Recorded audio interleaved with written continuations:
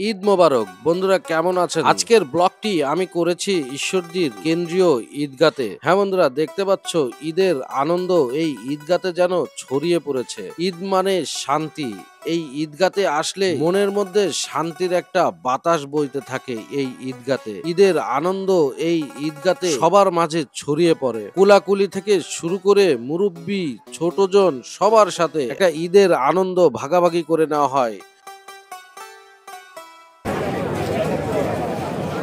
জীবনের প্রথম ঈদের নামাজ পড়তে আসছে। তো বন্ধুরা, পবিত্র ঈদুল আজহার আজকের এই দিনে আমার এই ব্লগটি শুধুমাত্র করেছি ঈদুল আজহার ঈদগার মাঠে। আমাদের ঈশ্বরদীর কেন্দ্রীয় ঈদগার এখন নতুন একটা লুক হয়েছে, যেই নতুন লুকে আমরা আসলে ঈদগাতেই নামাজ পড়েছি এবং যথাসময়ে জামাত অনুষ্ঠিত হয়েছে আমাদের এই কেন্দ্রীয় ঈদগাতে। ঈদগাতে নতুন মিনার তৈরি হয়েছে এবং আরো 1200 লোক এক্সট্রা নামাজ পড়তে পেরেছে ঈদগার ভিতরে। যা আগে অনেকেরই কষ্ট হতো, রাস্তায় দাঁড়াতে হতো, এখন সেইটা লাঘব হয়েছে। আসলে দিন যত যাচ্ছে ততই আমাদের ঈশ্বরদীর জনগণও বাড়তি হচ্ছে এবং আমাদের এই ঈদগাতে প্রচুর মানুষ চলে আসে ঈদের নামাজ পড়তে। এলাকাবাসী এবং আশপাশের লোকজন তো বটে, আরো আশপাশের বিভিন্ন ইউনিয়ন থেকেও এখানে মানুষ নামাজ পড়তে আসে। তাছাড়া ঢাকায় যারা চাকরি করে তারাও কিন্তু বাড়িতে চলে আসে ঈদের মধ্যে। এই মিলে ঈদগাতে একটা অন্যরকম পরিবেশ তৈরি হয়, যা আবেগে আপ্লুত হয়ে যায়। এক একজনের সাথে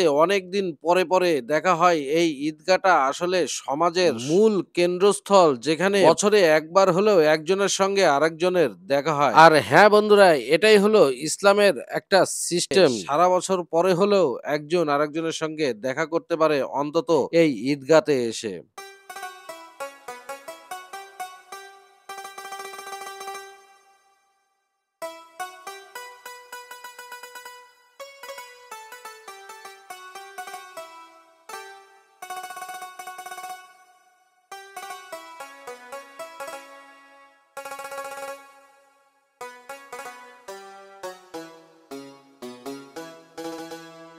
এক হাজার মতো সিমেন্ট দরকার, কাজটা শুরু করলেই হয়ে যাবে।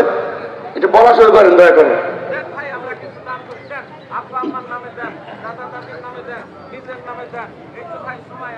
জায়গায় জায়গায়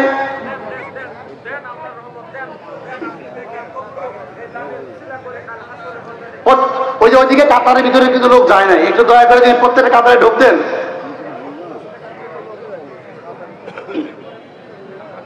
সেন্টু ভাই, সেন্টু ভাই এটা উঠেন, আপনি উঠতে হবে না।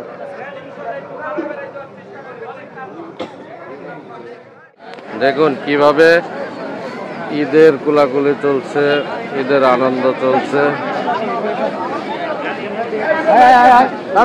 সো বন্ধুরা, তোমাদেরকে আবারও ঈদের শুভেচ্ছা জানিয়ে আমার এই আজকের ঈদ ব্লগটি শেষ করছি। আমার এই ভিডিও যদি তোমাদের ভালো লাগে তাহলে অবশ্যই লাইক, কমেন্ট, শেয়ার করে দেবে। পরবর্তী ভিডিও পেতে আমার এই পেজটিকে ফলো করে রাখবে। তো সে পর্যন্ত ভালো থেকো, সুস্থ থেকো। আসসালামু আলাইকুম।